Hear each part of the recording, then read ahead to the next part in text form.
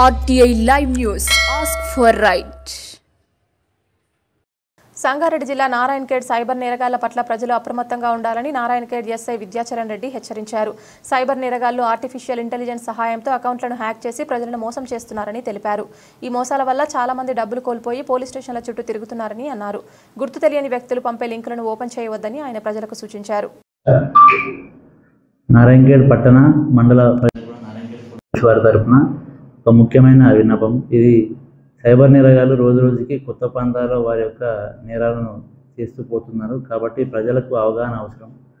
చాలా వరకు ఇప్పుడు ట్రెండ్ అయితే సోషల్ మీడియాలో ఫాలో అవుతున్నారో ఆ ట్రెండ్ని సైబర్ నేరగాళ్లు ఒక ఆయుధంగా చేసుకొని ఉచ్చులోకి దింపి ప్రజల యొక్క డబ్బులు కాజేస్తున్నారు.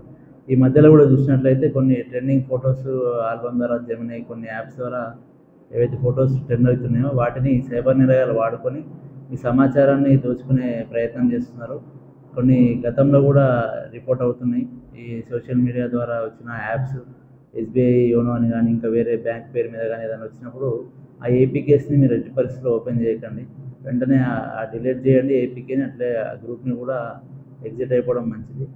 అదేవిధంగా ఏదైనా బ్యాంక్ నుంచి కాల్ చేస్తున్నాం అని చెప్పేసి ఓటీపీ అడిగినప్పుడు మీరు అసలు చెప్పగలదు. ఎందుకంటే బ్యాంక్ వాళ్ళు ఎప్పుడు కూడా ఓటీపీ గురించి మీకు కాల్ చేయరు. ఇంకా ఏదైనా క్రెడిట్ కార్డు గురించి కానీ దేని గురించి కానీ డెబిట్ కార్డు గురించి కానీ మీరు ఏదైనా ఎంక్వైరీ చేయదలుచుకుంటే డైరెక్ట్ మీ బ్యాంక్కి వెళ్ళి విజిట్ చేసి ఎంక్వైరీ చేసుకోండి. సైబర్ క్రైమ్ నేరగాళ్ల ఉచ్చులో పడొద్దని చెప్పేసి పోలీసు వారి విజ్ఞప్తి.